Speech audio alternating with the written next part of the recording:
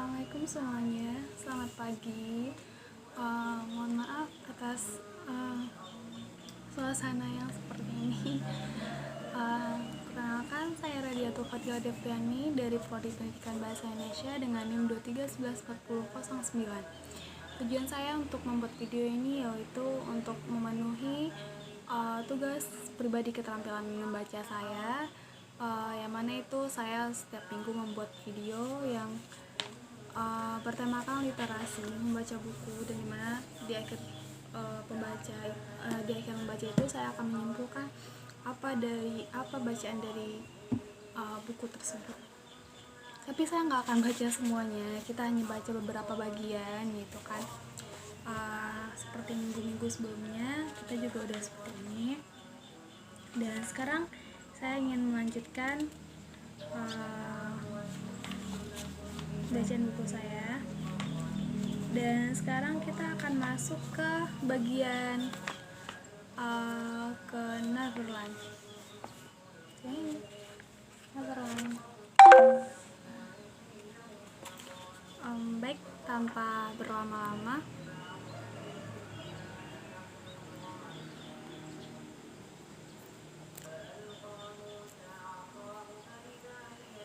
kita mulai.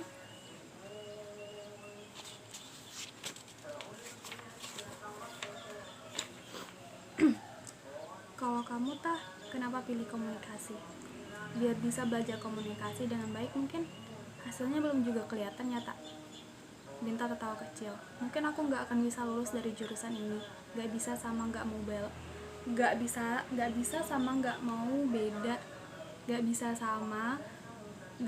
sama nggak mau beda loh, Tak. Berarti aku dua-duanya. Tak, kalau aku ajak ke satu tempat lagi mau nggak? 10 menit deh, Tak. 10 menit. Ya lebih dikit sih. 11 menit berarti. Tak. Minta berjalan. Baru kali ini langit melihatnya dapat tersenyum karena hal yang memang membuatnya ingin tersenyum. Nuk tidak ingin Binta menjadi Peter Pan. Nuk ingin Binta menjadi anak komunikasi yang baik. Nuk ingin Binta bisa membuka hatinya untuk dunia. Nuk ingin Binta bisa merasa lebih baik. Nuk, ya Tak. Tadi aku kura-kura, kamu apa? Burung merpati. Karena burung merpati itu melambangkan perdamaian. Tapi burung merpati gak bisa buat dunia ini damai, Nuk. Setidaknya masih ada sisa perdamaian di dunia ini. Kalau alasannya karena kamu ingin mengirim surat untuk Tuhan lewat burung merpati, aku setuju. Kamu mau coba? Minta agak kaget. Coba. Nuk tidak menjawab lagi. Ia segera memberhentikan taksi dan meminta Binta untuk menurut dan ikut. Di dalam taksi, Minta mengeluarkan Walkman kesayangannya itu. Nuk segera menilik ke arahnya. Masih zaman emang dengerin lagu pakai Walkman. Kalau zaman berubah, apa yang kita sukai juga harus diubah. Apa yang selalu keluar dari mulut Binta selalu membuat berdecak kagum. Punya kaset apa aja, Tak? Cuma satu, itu pun tanpa kuduga langsung ada di dalam Walkman-nya ketika aku beli. Hah? Kamu serius? Iya, aku serius. Stevie Wonder sudah bertahun-tahun, cuman 10 lagu saja yang kudengar di telingaku. Gak bosan? Minta menggelengkan kepala dan Nuk juga jadi ikutan menggelengkan kepala. Ia masih tidak percaya ada manusia seperti Binta. Don't you worry, but I think. Kenapa, Tak? Itu lagu Stevie Wonder yang paling kusuka. Kapanpun aku ngerasa kurang baik, lalu aku dengar lagu itu, rasanya semua kekhawatiran yang ku rasakan malah mengajakku menari. Rasanya everything will be alright. Memang, Tak, semua pasti akan baik-baik saja. Kamu orang pertama yang tahu lagu kesukaanku. Sebuah kehormatan untukku, Princess. Aku bukan princess, Nuk. Aku ini cuman Binta. Iya, Princess Binta kan? Binta. Nuk, Binta aja. Binta banget kali.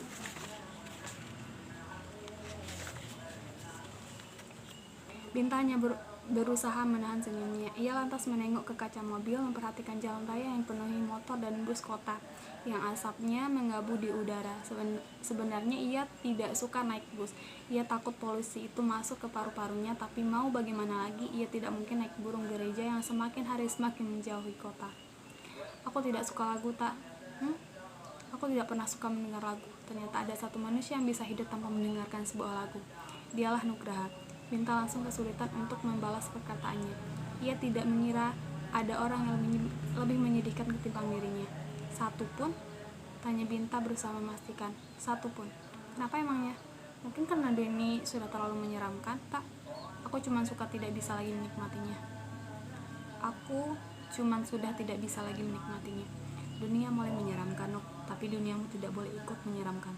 Taksi berhenti, Binta melongo. Di mana ini, Nuk? Di mana ini, Nuk? Pasar burung pramuka. Mau ngapain? Tidak menjawab. Ia lantas turun. Binta menyusul setelahnya seperti namanya. Pasar ini menjual banyak jenis burung, walaupun ada juga yang menjual hewan-hewan lain seperti hamster dan sejenisnya. Tepatnya cukup sumpek dan baunya ya bau kotoran burung. Binta terus mengikuti Nuk dengan tangan yang terus digunakan untuk menutup hidungnya. Nah, ini dia tempatnya, seru Nuk dengan semangat. Toko burung Kurnia.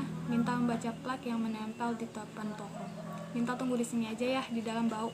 Binta mengangguk. Sesekali ia membalas tatapan orang yang berlalang-lalang melewatinya. Ia jarang sekali berada di tempat seramai ini. Ia mengambil ikat rambut yang ada di saku celananya, kemudian mengunci rambutnya. Ia sudah mulai kegerahan, ditambah lagi panas matahari yang menembus bangunan pasar ini. Sudah tak? Keluar dengan membawa sebuah burung dara berwarna putih yang berada di sebuah kandang cantik. Mau kamu apa kan? Mau aja kamu kirim surat ke Tuhan? Binta masih belum juga paham dengan maksud Nuk. Burung dara dan merpati itu mirip tak? Karena mereka sama-sama termasuk ke dalam famili Columbidae. Kamu pikir aku nggak tahu? Enggak, aku tahu Nuk. Ya aku tidak tahu itu kamu apakan mereka. Kan sudah aku bilang, iya tapi aku tidak tahu mau kirim surat apa ke Tuhan. Mungkin dia juga tidak mau membacanya. Berarti kamu mau. Kamu cuma terlalu cemas. Tak? Tak dengerin ya, terlalu cemas sama sesuatu yang hal yang sebenarnya nggak perlu dikhawatirin itu sama sekali nggak ada gunanya. Aku tahu Nuk, tapi kamu nggak mengerti.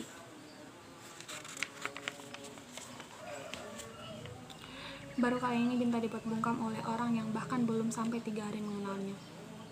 Apa ya yang belum kamu tahu lagi? Dari tadi Nuk hanya bicara sendiri, sepertinya ia sudah kebal dibenci Binta. Atau mungkin ia senang dengan situasi seperti ini? Nuk bergumam dalam hati sambil tersenyum. Aku suka Binta yang tidak banyak bicara, tapi ketika satu kalimat keluar dari mulutnya, seakan semesta ini malu karena kalah indah dengan ucapannya. Tak, kamu tahu nggak kalau burung merpati itu makhluk paling setia? Tahu, karena mereka nggak pernah gonta-ganti pasangan. Tahu ya. Kamu tahu nggak kalau burung merpati itu adalah makhluk paling romantis? Aku tahu Nuk. Aku pernah mendengarkannya di radio. Oh jadi Binta yang kuno ini suka mendengar radio juga. Kuno? Kok aku kuno? Bakmanmu? Itu nggak kuno Nuk. Dengan kita menggunakan sesuatu yang sudah tidak ada lagi di masa yang baru bukan berarti itu kuno. Tapi kita menghargai sejarah. Apa saja kamu masuk komunikasi? Karena aku suka sejarah. Nggak nyambung. Bagi kamu yang keren. Binta bicara dalam hati. Entah makan apa manusia ini tadi pagi, entah tindakannya ini adalah tindakan kriminal atau bukan. Pertama, dia mengembalikan tawa yang selama ini dicuri oleh bumi. Dan yang kedua, dia berani mengajakku berbicara. Kamu hina aja aku terus. Binta secara aku senang. Dihina kok senang? Dihina sama makhluk sempurna adalah sebuah kehormatan. Binta tidak mau mengambil serius rayuan Nuk. Walau ia ingin sekali tersenyum, walau merah di pipinya ini sekali dimunculkan. Binta tidak suka termakan rayuan konyol. Di dekat sini ada taman kota, kita buat surat di sana saja. Kamu aja yang buat, aku enggak. Tapi aku terlanjur beli dua burung dara Binta. Ya sudah, kamu tinggal buat 2 surat, susah banget. Tak, kamu tahu nggak, burung merpati itu nggak punya empedu, jadi mereka nggak pernah menyimpan kepahitan. Makanya mereka itu makhluk yang tidak pendendam. Tapi aku itu manusia Nuk, aku punya empedu. Kamu memang orangnya yang nggak mau kalah ya. Bukan nggak mau kalah, tapi kamu memang nggak bisa menyamakan manusia sama burung merpati. Cuman karena empedunya. Karena manusia adalah pendendam, sedangkan burung merpati tidak. Jadi kamu dendam akan sesuatu, semua manusia pasti memendam sesuatu Nuk. Dan apa yang didendam tidak bisa hilang. Tidak, Binta harus menghilangkan dendam dalam hatinya itu. Bagaimanapun caranya, kata Nuk dalam hati. Sepertinya burung daranya sedih. Jadi sekarang burung dara bisa menangis juga. Bisa kalau Binta tidak mau buat surat. Apa sih Nuk? Ayo Hatta, ini cuma surat.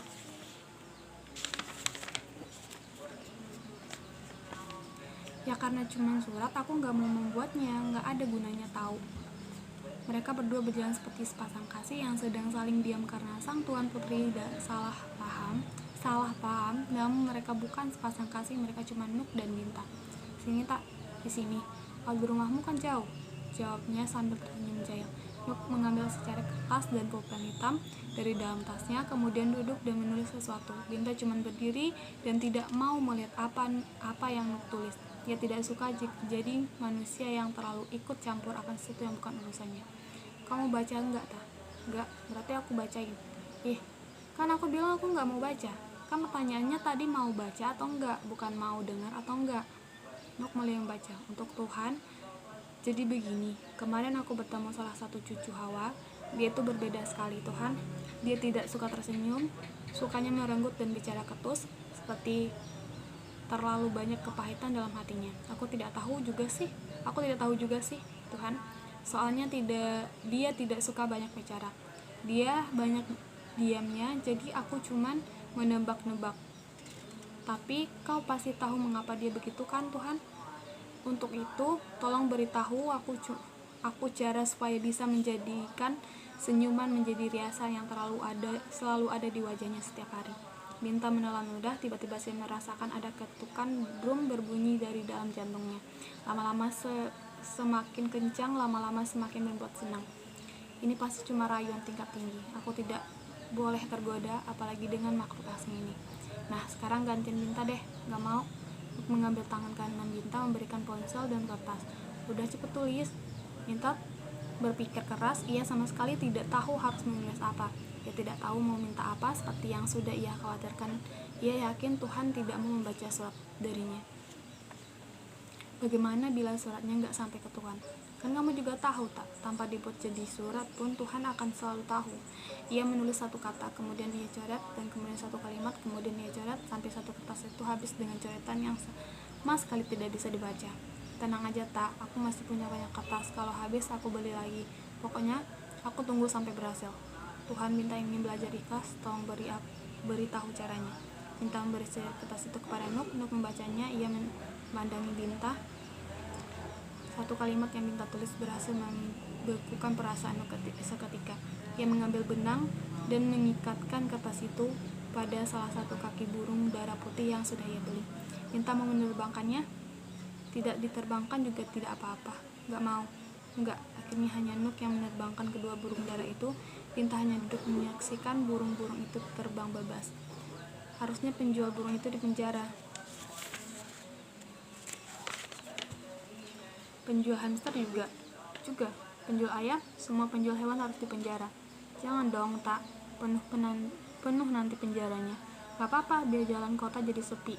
Kamu benar-benar gak suka keramaian ya, tak? Kalau aku jawab iya, kamu udah terlanjur gak ngajak aku ke pasar burung yang ramai tadi. Ya udah, gak usah dijawab. Nuk, iya tak. Kalau kamu pergi dari planet ini, apa yang paling kamu kangenin?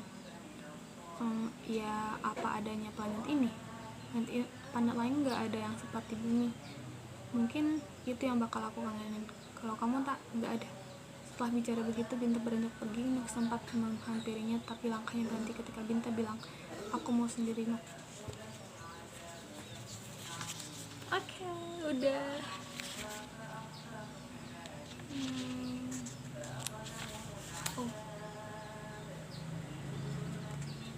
Baik.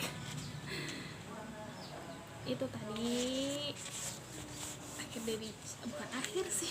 akhir dari bagiannya. Gak ada yang perlu disimpulin sih, karena ini termasuk bagian dari cerita remaja. Jadi ya ini cuma terkait pengalaman atau apa. Jadi yaudah, aku akhirin sampai di sini. Wassalamualaikum warahmatullahi wabarakatuh.